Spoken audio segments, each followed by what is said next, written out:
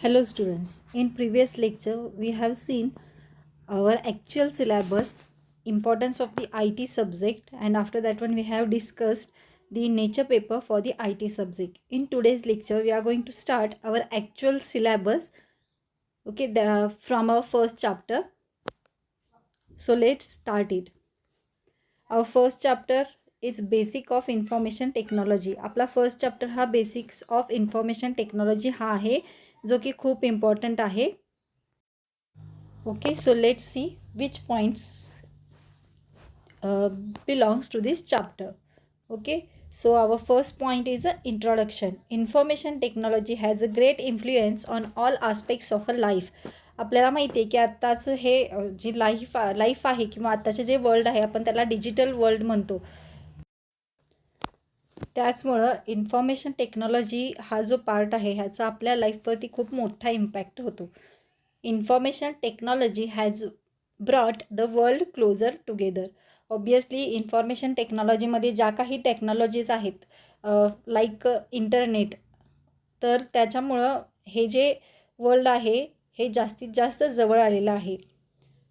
Third point, almost all workplaces and living environment are being computerized and the use of information technology is being enhanced.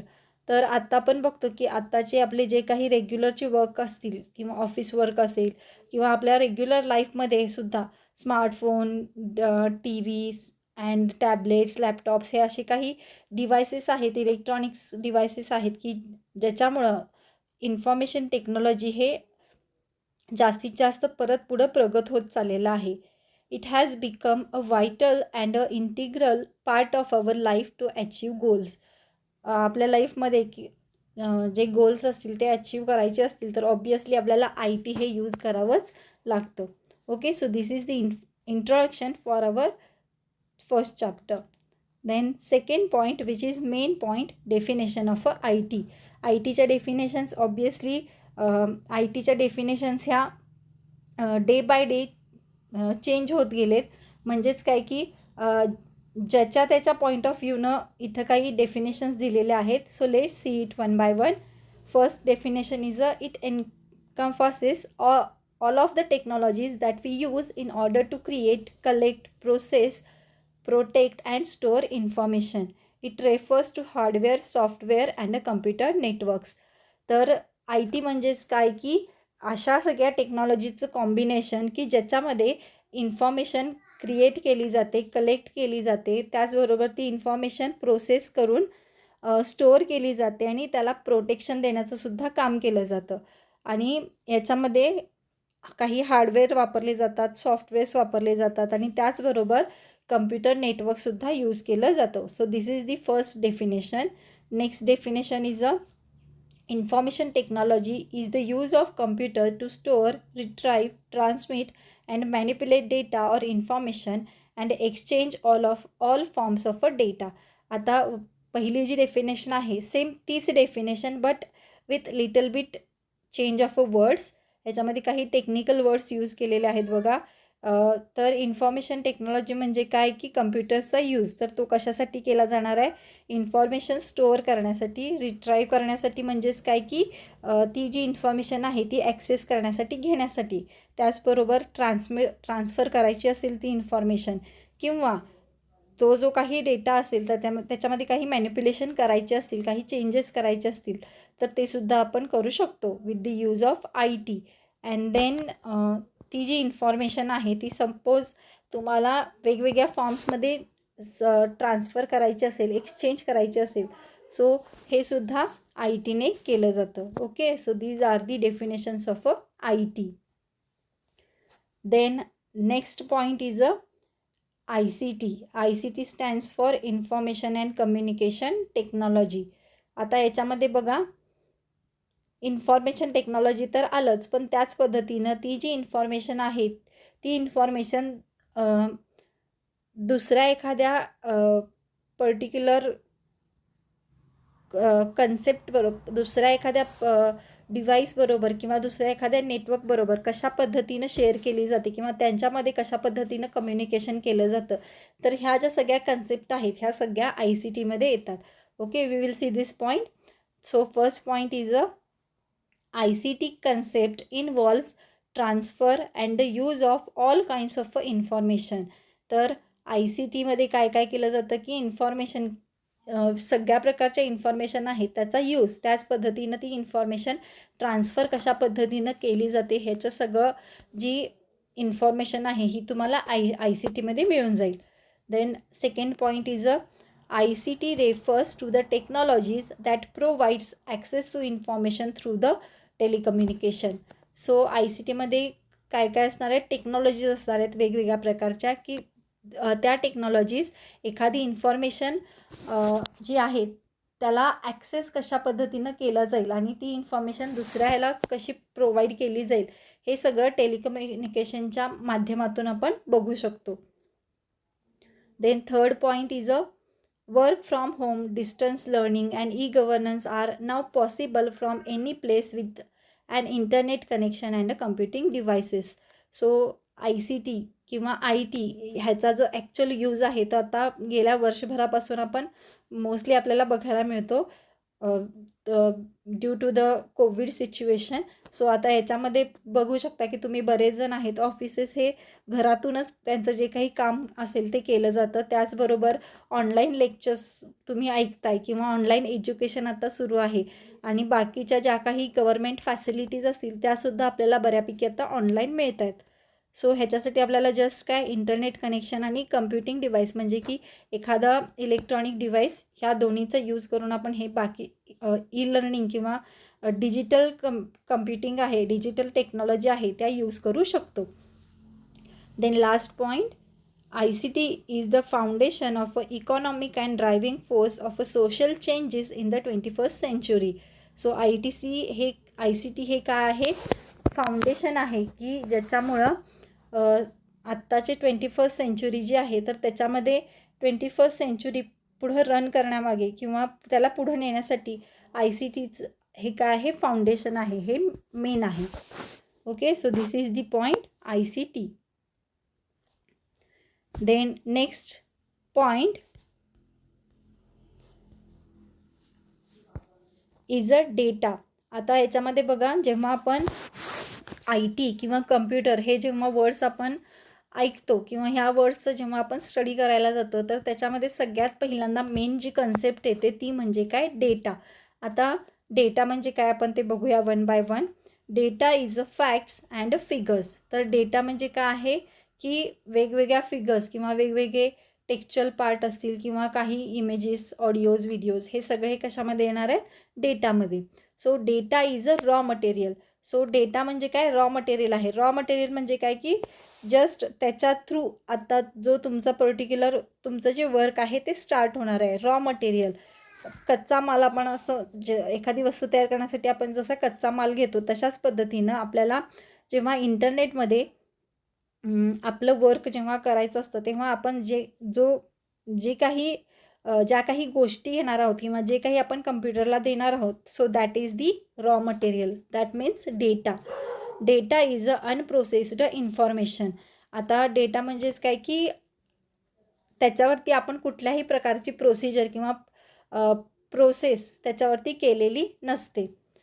It can be any character, text, word, number or a raw fact. So ते एखादं character पण असू शकतं, text पण असू शकतं, word पण असू शकतं, नंबरसुद्धा असू शकतो. सो फॉर एक्झाम्पल्स खाली दिलेत बघा.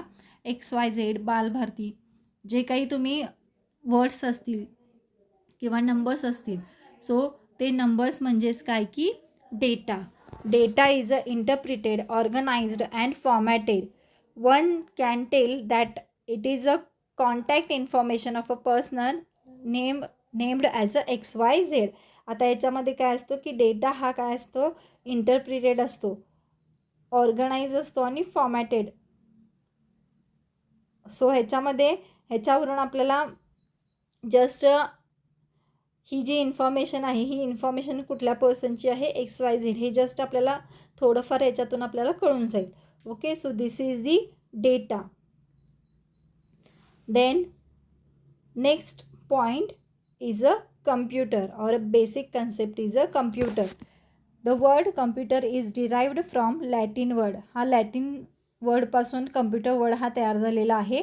Latin words computare which means to calculate, to count, to sum up or to think together.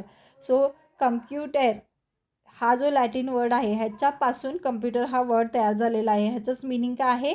Calculation करणं किंवा काउंटिंग करणं किंवा विचार करणं. ओके, सो कम्प्युटरची डेफिनेशन आपण बघूया.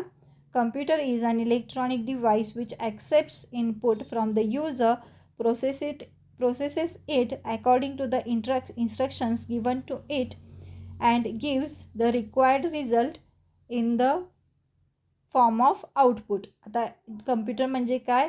हे इलेक्ट्रॉनिक डिव्हाइस आहे जे की युजरनं दिलेला जो डेटा आहे किंवा जे इनपुट आहे ते ॲक्सेप्ट करतं, त्याचबरोबर त्याच्यावरती प्रोसेसिंग करतं आणि प्रोसेसिंग झाल्यानंतर त्याचा जो काही रिझल्ट असेल किंवा त्याचं जे काही आउटपुट असेल तर ते आउटपुट त्या युजरला परत in the form of output ते प्रोव्हाइड केलं जातं. So this is the computer. कम्प्युटरची डेफिनेशन ही खूप इझी आहे आणि खूप इम्पॉर्टंटसुद्धा आहे एक्झामसाठी. Okay, so just remember this definition of a computer. Then next point is a information. Information is a processed data. So information म्हणजेच काय की जो डेटा आहे आपला, जे रॉ मटेरियल आहे किंवा रॉ फॅक्ट्स आहेत, तर त्या रॉ फॅक्ट्सवरती प्रोसेसिंग झाल्यानंतर जे काही क्रिएट होणार आहे त्याला आपण काय म्हणतो? Information. Information is data formatted in a manner that allows it to be utilised by human being in some significant way. So information म्हणजेच काय की जो डेटा आहे तो फॉर्मॅटेड असतो, जे की त्याला वेगवेगळ्या कंडिशन्स किंवा वेगवेगळे रूल्स ॲप्लाय करून डेटाचं कन्वर्जन हे इन्फॉर्मेशनमध्ये केलं जातं. Information is required to take decision in an organisation. So इन्फॉर्मेशनमुळं काय होतं की तुम्हाला काही डिसिजन्स घ्यायचे असतील तर ते डिसिजन तुम्ही इझिली घेऊ शकता आणि डिसिजन पॉसिबल हे इन्फॉर्मेशनवरतीच केलं जातं. रॉ फॅक्ट्स किंवा डेटा असेल तर त्या डेटावरती तुम्ही डिसिजन मेकिंग करू शकत नाही. For example marksheet of examination. आता सपोज तुम्हाला जस्ट सांगितलेलं आहे की तुला एवढे मार्क पडलेत, तुला एवढे मार्क पडलेत. Okay, so it is a raw fact. पण जेव्हा सगळ्या स्टुडंट्सचं एक पर्टिक्युलर कॅल्क्युलेशन करायचं असतं, that is the in the form of marksheet. So जे मार्क्स वगैरे एंटर केल्यानंतर टोटल असेल, पर्सेंटेज असेल, ॲव्हरेज असेल, तर हे जे सगळं कॅल्क्युलेशन आहे हे कॅल्क्युलेशन कधी होणार आहे?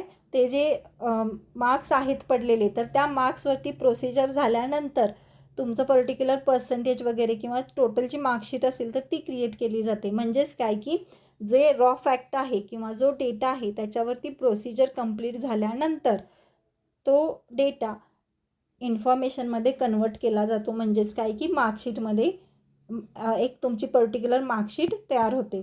Okay, so this is the information. Then the next point is a computer system. A computer can process data, image, audio, video and graphics. So computer असा आहे का की कम्प्युटर फक्त तुमचे जे टेक्स्च्युअल वर्ड्स असतील किंवा नंबरिंग असेल तर तेच फक्त प्रोसेस केलं जाणार आहे का? नाही. तर कम्प्युटरमध्ये सगळ्या टाईपचा डेटा म्हणजेच काय, नंबर्स असतील, टेक्स्ट असेल, ऑडिओज असतील, व्हिडिओज असतील, सिम्पल इमेजेस असतील किंवा ग्राफिक्स वगैरे असतील, ग्राफ्स असतील किंवा आपण मॅप वगैरे असं म्हणू शकतो, तर ते सगळं काय केलं जातं? प्रोसेस केलं जातं. Then next point is a computer performs 5 major computer operations. तर कम्प्युटरकडून हे 5 मेजर ऑपरेशन्स परफॉर्म केले जातात. Okay, this point is also very important and which can be asked for the exam.